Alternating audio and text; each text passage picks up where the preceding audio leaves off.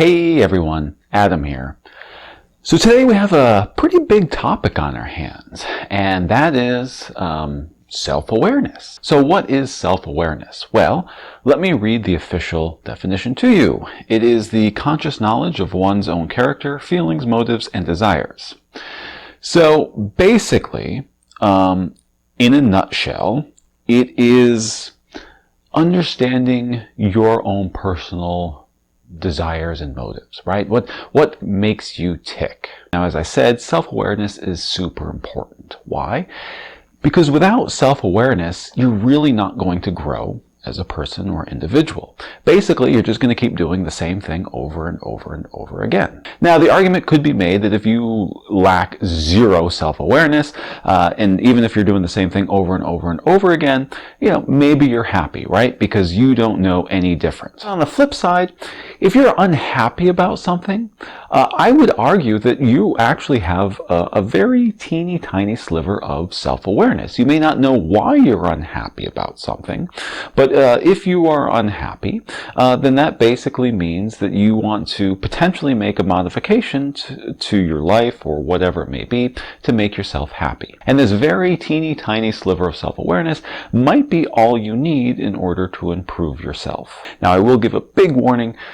Self-awareness, it's not easy. Now, this is why it's not easy. One, you need to be brutally honest with yourself, which a lot of people have a hard time doing. And when you start being brutally honest with yourself, it can be a very painful process. And obviously, if anything is painful, you may not want to do it. And anything that's painful is really, really hard to do, potentially. Now, the only way you're going to get better or greatly better at something is through self-awareness, and kind of with the same topic, it comes like self-reflection. And admittedly, some of the hard things also with self-awareness or self-reflection is that at the very least, you have to have like a basic understanding of certain concepts in order to go to the next phase when you're trying to become more self-aware. And with that, you're going to have to educate yourself.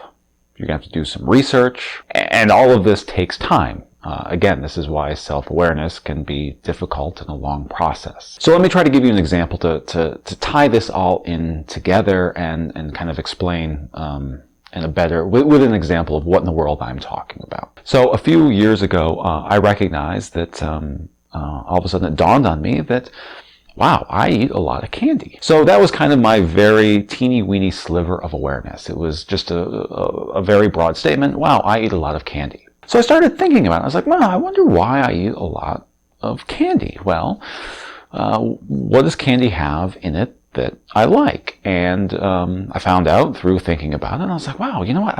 Apparently I really like sugar. So I found this great book, I believe it was called Fat Chance, Beating the Odds of Obesity, Processed Foods, and Sugar, or something to that effect. Anyway, the main title was called Fat Chance. And in that book, it basically outlined through the science of addiction, how people become addicted to processed foods and sugar. And as I was reading it, there were tons of studies that this book quoted and kind of showed off, and basically talked about how when you consume sugar, dopamine is released and how that becomes highly addictive. And basically, after reading this book and doing my own research, I realized, I was like, wow, I am addicted to sugar. Anything that has added sugar into it or processed foods, I absolutely love. So then the next process in this whole self-awareness thing is like, okay, well, what are the downsides to being addicted to sugar and processed foods? So I did some research on that.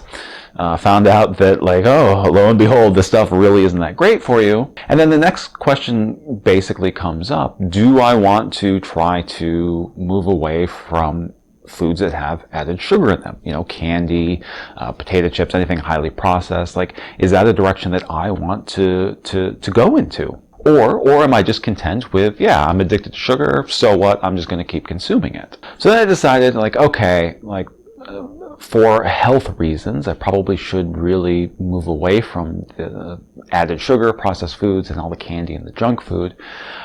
So then the next step is, okay, this is probably an addiction of some sort. So then now the next part of the research phase is, okay, I need to research addiction. Why do people get addicted to things? And more importantly, how do you break yourself from the habit of addiction? So as you can see, this is a very long process. It's taken me a few years, and I'm not even at the point yet still, even with all this knowledge and self-awareness, that I would like to be at. I would like to clean this up even more and take it to the next level. So it's a very, very long process, but the beginning part is just being self-aware, self-reflection.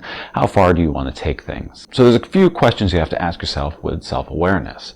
The first question is, why do you do certain things? And this can really be applied to anything. So let me give you another quick example.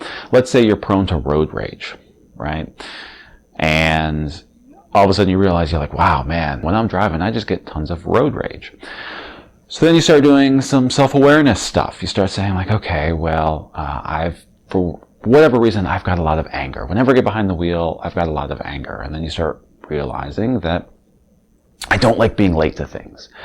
And I get stressed out when I'm about to be late, and then that triggers me to have road rage. Okay.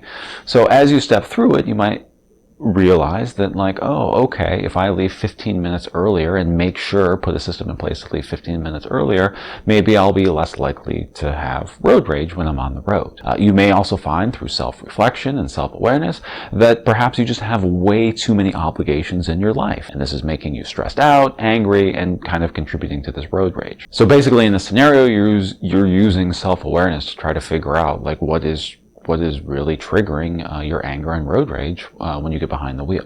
And then the next thing to ask is, what are your goals? What are your short-term goals, your mid-term goals, and your long-term goals? Now, I am very, very goal-oriented, but I do recognize that having goals is only the first step. Basically, whenever you put a goal in place, that's kind of like the thinking about it phase. What you really need to do next in order to achieve those goals is you need to put an action or a system in place in order to achieve those goals. So if you do not put a system or an action in place, your goals are basically just talk. That's all it is. Until you actually take action for those goals, all it is just kind of a wish list of what you would like to achieve. Now, how can you get better about self-awareness? One tip is to write a diary. Just kind of think about and be brutally honest as you type out your diary or write it down in a journal, whatever you want to do.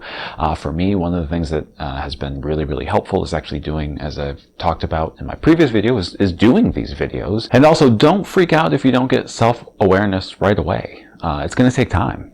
So hopefully over time you'll get better at self-awareness. Now, the beauty of being self-aware is hopefully it will help prevent you from making big mistakes in the future. You still may make mistakes, but hopefully you can think things through a little bit better and just be more mindful of what you're looking to achieve. Also, being self-aware will really help you hone in on focusing on the things that you really, really want to focus. Again, what makes you tick, what are your desires, and how do you achieve those desires and kind of your goals. And basically, in the end, self-awareness is the basic foundation of how you can greatly improve. Without self-awareness, I strongly believe that you really cannot greatly improve upon your situation. So there you have it. That's pretty much self-awareness in a nutshell. Again, hopefully you found this video helpful, and as always, thanks for watching.